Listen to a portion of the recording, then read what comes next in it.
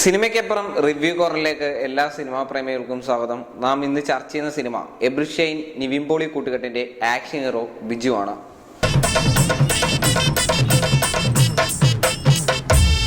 സാറേ ദുഷ്ടന്മാർക്കിട്ട് നല്ല ഇടി കൊടുക്കണേ സാറേ. സാറിനെ കുറിച്ച് കേട്ടിട്ടില്ലേ?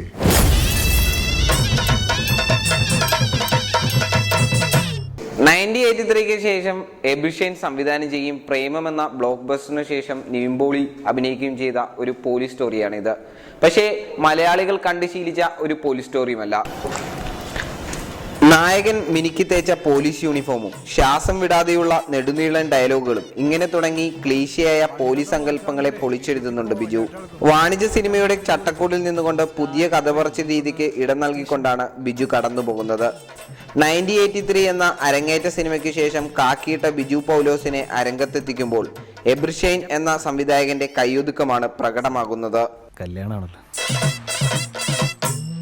സാറ് വെറുതെ റിസ്ക് എടുക്കണം.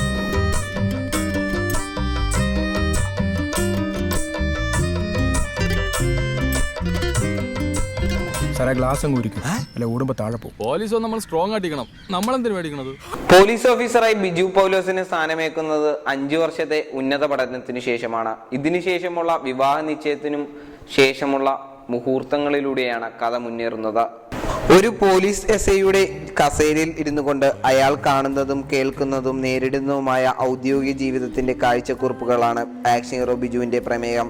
വാണിജ്യ സിനിമയുടെ മിതത്വ നിലപാട് സ്വീകരിക്കുമ്പോഴും ജീവിതാംശമുള്ള കാലിക പ്രസിദ്ധമായ ഉപതകൾക്ക് ബിജു സ്ഥാനം നൽകുന്നുണ്ട്.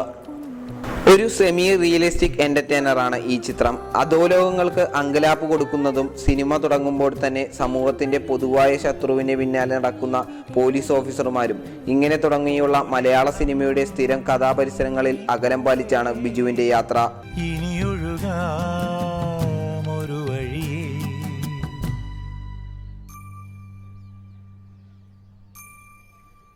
പ്രേമത്തിന് ശേഷം 8 മാസത്തെ ഇടവേളയ്ക്ക് ശേഷമാണ് നിവിൻ പോളി ബിജു പൗലോസുമായി എത്തുന്നത്.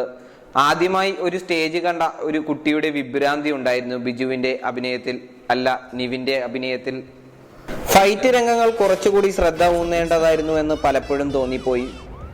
സുരാജ് വെഞ്ഞാറമൂട് ഗസ്റ്റ് അപ്പീറൻസിൽ എത്തുന്ന രംഗം അടുത്ത കാലത്ത് സുരാജ് അഭിനയിച്ച ഏറ്റവും മികച്ച പ്രകടനങ്ങളിൽ ഒന്നായിരുന്നു. ജെറി അമൽദേവിന്റെ സംഗീതവും മികച്ചു നിന്നു.